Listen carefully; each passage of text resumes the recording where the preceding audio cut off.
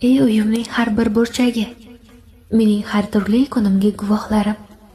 Kulgularimga qo'shilib kulishgan, yig'laganimda sergak turgan uyim. Senga rahmat.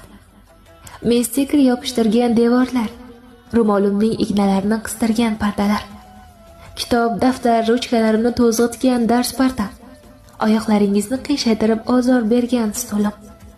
Men chiroyliman desam tasdiqlab turgan ko'zgu. Bir-biridan jinnicha kiyimlarimni hix etmay bag'riga olgan kiyim javonim. Men uyquchini issiq bag'ri bilan qarshilagan ko'rpalarim. Mening issiq pokiza taomimni bag'ri kuymay tortiq qilgan ota-onam uyining idishlari.